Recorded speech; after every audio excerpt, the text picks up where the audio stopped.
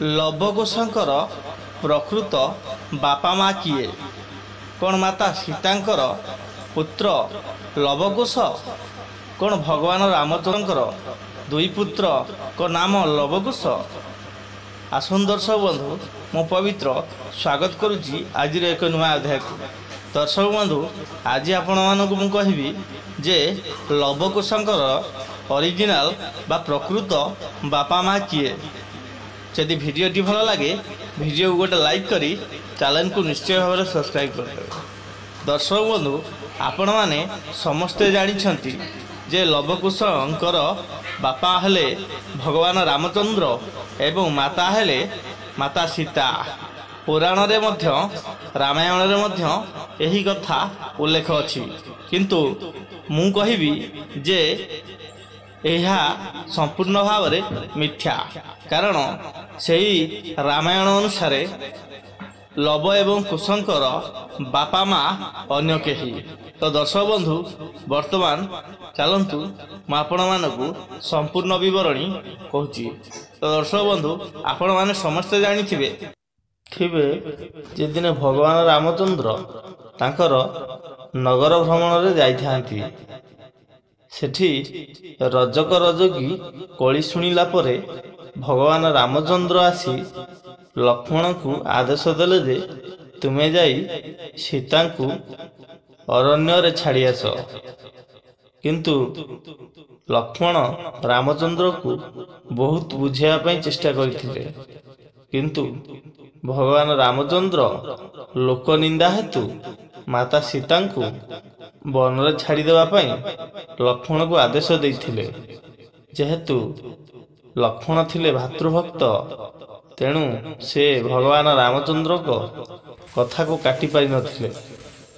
ସେ ତାର ପରଦିନ ସକାଳୁ ମାତା ସୀତାଙ୍କୁ ନେଇ ଜଙ୍ଗଲରେ ଛାଡ଼ି ଦେଇଥିଲେ ଏବଂ ମାତା ସୀତାଙ୍କୁ ନିଦ୍ରା ହେବାରୁ ମାତା ସୀତା ଶୋଇଲେ ଲକ୍ଷ୍ମଣ ତାଙ୍କୁ ଜଗିଥିଲେ। ସେଇଠି ସେ ଏକ ପତ୍ର ଲେଖି ମାତା ସୀତାଙ୍କୁ ଜଙ୍ଗଲରେ ଛାଡ଼ି ଦେଇ ଅଯୋଧ୍ୟାକୁ ଫେରି ଆସିଲେ। ମାତା ସୀତା ନିଦ୍ରା ଭଙ୍ଗ ପରେ ଉଠି ଦେଖିଲା ବେଳକୁ ଲକ୍ଷ୍ମଣ ନଥିଲେ। ମାତା ସୀତାଙ୍କୁ ବଣରେ ଛାଡ଼ିବାରେ ସମସ୍ତ ବିବରଣୀ ଲେଖା ସହିତ ସେହି ପତ୍ରରେ ଲେଖା ହୋଇଥିଲା ଯେ ପଥ ପଚାରି ପିତା ଘର ଯିବ, ଆଉ ଅଯୋଧ୍ୟା ମନେ ନ କରିବ। ସେ କଥା ପଢ଼ି ସାରିବା ପରେ ମାତା ସୀତା ଅତି ଜୋରରେ କ୍ରନ୍ଦନ କଲେ। ଋଷି ବାଲ୍ମୀକିଙ୍କ ଶିଷ୍ୟମାନେ ଫୁଲ ତୋଳିବା ନିମନ୍ତେ ସେହି ଜଙ୍ଗଲରେ ବୁଲୁଥିଲେ। ସୀତାଙ୍କ କ୍ରନ୍ଦନ ଶୁଣି ମାତା ସୀତାଙ୍କୁ ବାଲ୍ମୀକି ଆଶ୍ରମକୁ ନେଇଯାଇଥିଲେ ଏବଂ ବାଲ୍ମୀକି ଋଷିଙ୍କର ମାତା ସୀତା ଏକ ପାଳିତ ଝିଅ ରୂପରେ ସେହିଠାରେ ରହିଥିଲେ। ସେତିବେଳକୁ ମାତା ସୀତା ଗର୍ଭବତୀ ଥିଲେ। ତାଙ୍କ ଗର୍ଭରୁ ଗୋଟିଏ ପୁତ୍ର ଜନ୍ମ ହେଲା। ତାର ନାମ ଲବ। ସେ କିଛି ଦିନ ଯିବା ପରେ ଅତି ଆଡ଼ମ୍ବର ସହିତ ଋଷି ବାଲ୍ମୀକି ସେ ପିଲାର ନାମକରଣ ଏବଂ 21 ଯାହାକୁ କୁହାଯାଏ କରେଇଲେ।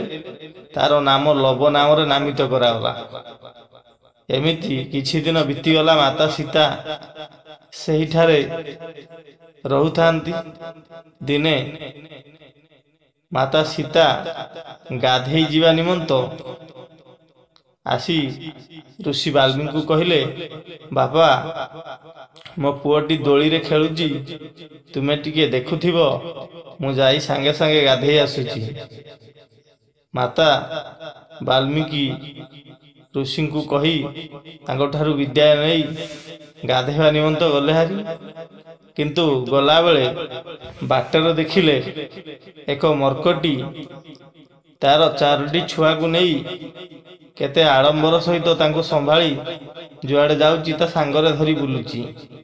ମାତା ସୀତା ଭାବିଲେ ଯେ ମର୍କଟିଟି ତାର 4ଟି ଛୁଆକୁ ସମ୍ଭାଳୁଛି, କିନ୍ତୁ ମୋର ଗୋଟିଏ ଛୁଆକୁ ମୁଁ ଛାଡ଼ି ଦେଇ ଇଆଡ଼େ ଗାଧେଇବା ନିମନ୍ତେ ପଳେଇ ଆସିଛି। ତ ଏହା ଭାବି ସାରି ସେ ଆସି ଦୋଳିରେ ଶୁଆଇଥିବା ତାଙ୍କ ପୁତ୍ର ଲବକୁ ନେଇ ପଳେଇଲେ। କିନ୍ତୁ ତାଙ୍କ ପିତା ବାଲ୍ମୀକିକୁ କହିନଥିଲେ ଯେ ସେ ପୁତ୍ରକୁ ନେଇ ସ୍ନାନ କରିବା ପାଇଁ ଯାଉଛନ୍ତି ବୋଲି।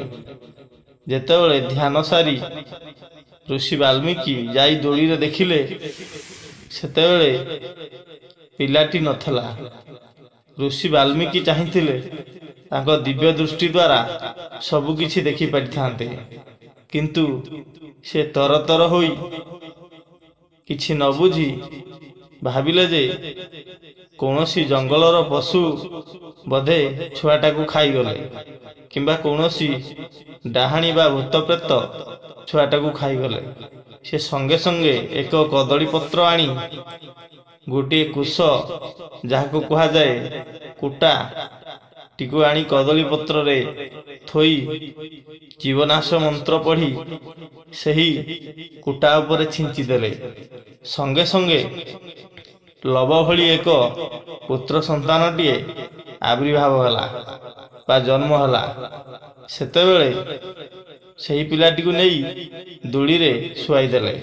ମାତା ସୀତା ସ୍ନାନ ସାରି ଫେରିବା ବେଳେ ଦେଖିଲେ ଯେ ଏହି ଛୁଆଟା କାହାର। ସେ ସଙ୍ଗେ ସଙ୍ଗେ ତାଙ୍କ ପିତା ବାଲ୍ମୀକିକୁ ଯାଇ ପଚାରିଲେ। ବାଲ୍ମୀକି କହିଲେ, ତୁ ତ ଛୁଆଟାକୁ ନେଇକି ପଳେଇଲୁ, ମୋତେ କହିଲୁ ନାହିଁ। ମୁଁ ଭାବିଲି ଛୁଆଟା ତୋର କିଏ ନେଇ ଖାଇଦେଲା ବୋଲି।